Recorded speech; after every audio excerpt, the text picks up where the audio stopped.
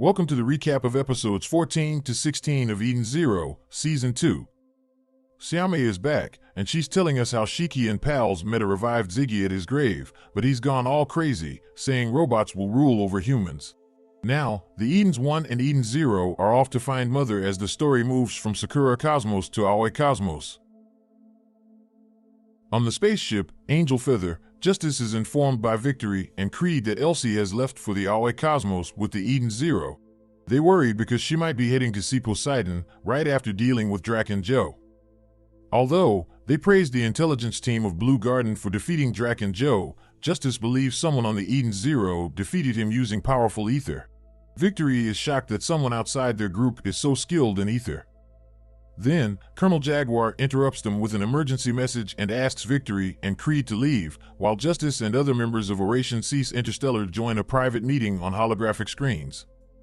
They discuss the situation with Elsie and Drac and Joe. Justice vows to defeat Elsie to avenge what she took from him. Meanwhile, the crew of the Eden Zero arrives at the fire planet, Red Cave, only to find a vast ocean there, surprising them. The crew goes to a beach in Red Cave, wearing their swimsuits and having a great time splashing in the ocean. Wise becomes his pervy self, lusting after Hamira and trying to rub sunscreen lotion on Witch and Hamira. Instead, she's training, while Hermit is researching the island. Hermit wonders why the planet is called a fire planet when it has a lot of water. Witch says they haven't seen any buildings, so finding information on Mother seems unlikely. Sister doesn't give up and goes to have fun in the water. On the other hand, Clean sees them and wants to join, but Jin initially says no. When Clean looks sad, Jin changes his mind and allows her to go. Rebecca asks Shiki to take a video from above. Instead of just using a camera, Shiki grabs Rebecca and jumps into the air with her.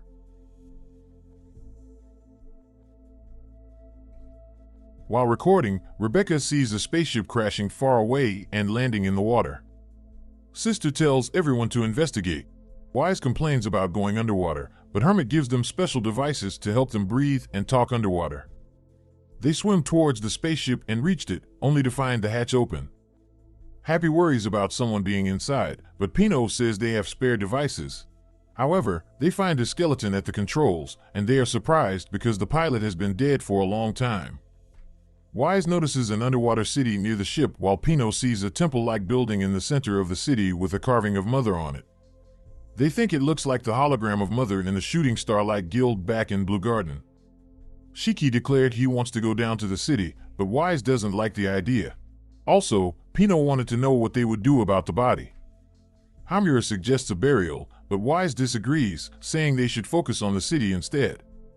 While examining the ship, Rebecca finds writing on the spaceship's dashboard, which reads, "Nadia, love of my life," and she wonders who Nadia is. So, they explore the city and find many dead robots, which reminds Shiki of his friends in Granbell. Suddenly, a tentacle grabs Pino, followed by a huge monster. Shiki tries to fight but struggles in the water while it grabbed them with its tentacles, ready to eat them up. But Shiki had a clever plan.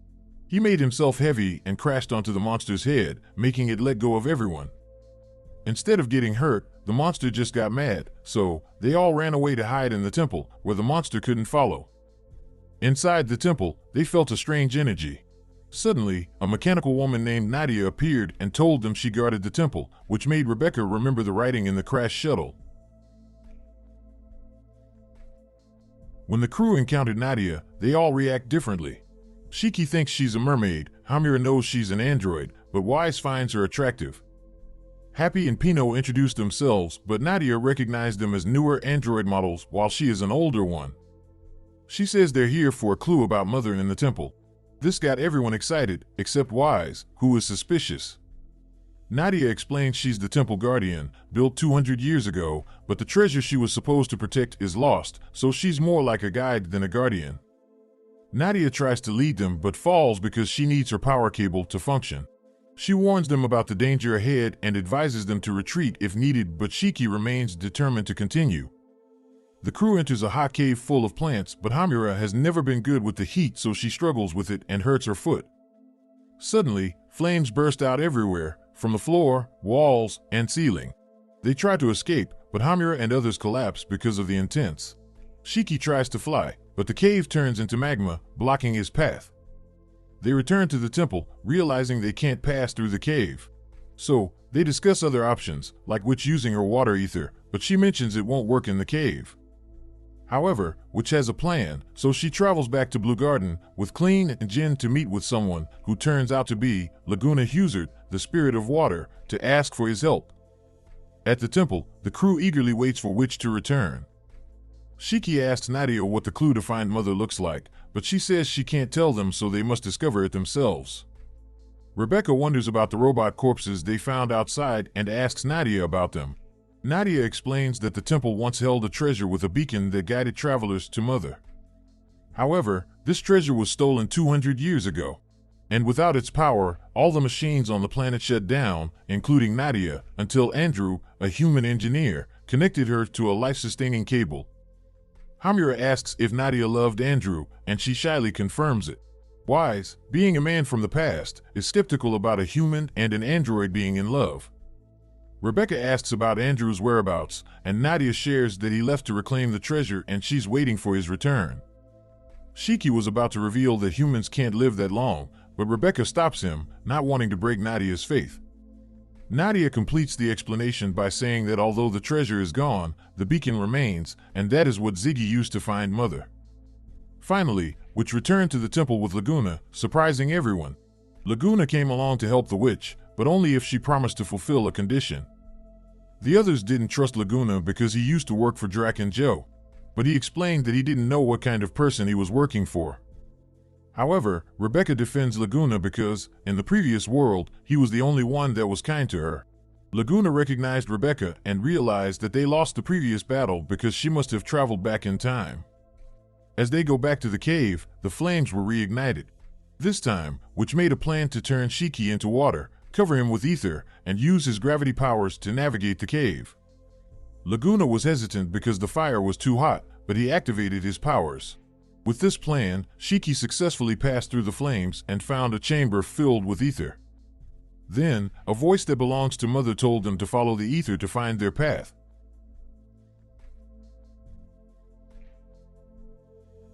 In the temple, Shiki shows his special colorful gem, an aquatic adaptation lacrima, to everyone. Nadia explains that the gem is part of Mother, and there are other pieces of Mother scattered in space called relics. The ether from the gem can help them find these relics, and if they collect enough, they might find the real Mother. Wise suggests they collect all of the temple's Mother ether, but Laguna says it's not possible, otherwise, other travelers would have done the same. As they were about to leave, it reveals to Nadia that he is dead. She shows them a memory chip is got from the crashed shuttle, and Pino plays the message from the chip. It turns out Andrew found the stolen treasure and promised to return to fix the bots in Red Cave. However, he got hit by a meteoroid, which pushed him out of the planet's orbit, causing it to crash-landed 200 years later. Nadia is shocked and runs to find Andrew, breaking the cable that holds her. The others run after her and they find Andrew's body on the ship. Nadia cries and can't believe it, which tells Nadia that humans have short lives compared to them. Nadia realizes this and wonders if it's wrong for a machine to love a human. Which says it's not wrong and that they can love whoever they want. Nadia thinks about living without Andrew, and Which explains that the souls of the lost ones live in their hearts. Nadia says androids don't have hearts, but Which says her love proves otherwise.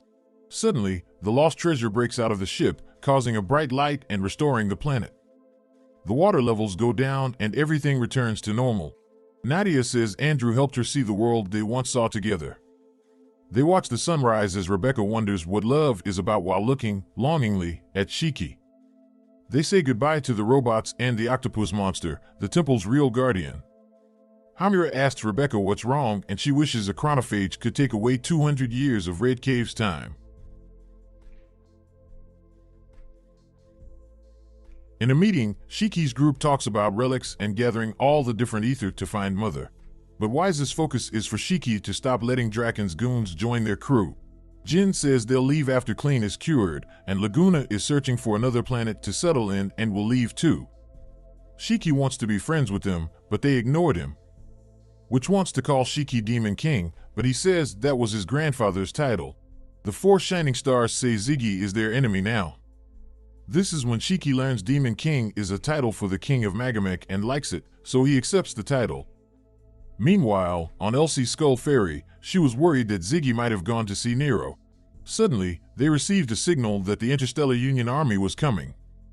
Elsie suspected Jesse, one of their crew members, of calling them, revealing to the others that he was a spy, and she asked him to get rid of Justice's fleet. Jesse stayed quiet, so Elsie ordered the crew to send him back to Justice's ship. However, the crew disagreed and wanted to kill him for betraying them. But then, Goen and Hyoga appeared and revealed that nothing was leaked because they made sure it couldn't be transmitted. She had hesitated to expose Jesse earlier because she thought even a government agent could be family. Jesse declared the pirates couldn't defeat the Union Army, and he was thrown out of the ship to Justice. Later, the rest of the crew wanted better background checks for new crew members, but Elsie believed in welcoming everyone, just like how she was accepted by the crew of the Eden Zero when she was a lost little girl. They set course for Forsta and continued their journey. In the Eden Zero, Jen, Laguna, and Clean chat and eat together. Laguna admits he didn't think he was doing anything wrong while working for Draken, their old boss. But he got creeped out when he learned the truth. Laguna promises not to cause trouble and wants to leave on the next planet if he likes it.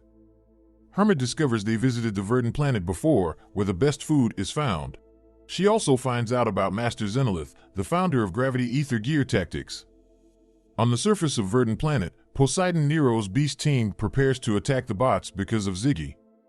The Eden Zero spaceship is floating above a planet covered in lush forests and oceans, but they can't access the internet, which makes the crew suspicious. While searching for the precious relic, they stumble upon a town where humans are treated like pets by robots. They witness a cruel interaction between two bots, Willem and Kevin. Kevin abused his human pet for talking, but Willem advises him to treat them better. This causes Kevin to attack Willem, saying robots are better than humans. Taking advantage of the chaos, the humans run away but encounter another bot.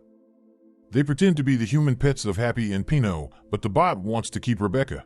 Shiki and Wise got furious and used their powers to defend themselves.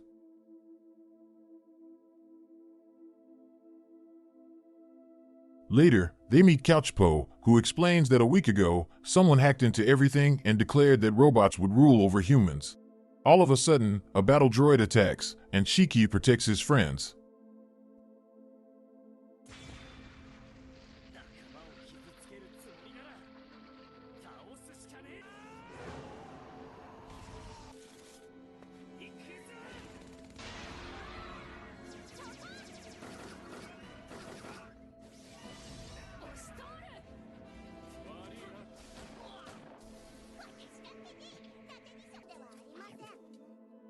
If you enjoyed this video, please like it and don't forget to subscribe to find out what happens in the next episodes. So, stay tuned for more Eden Zero recaps videos.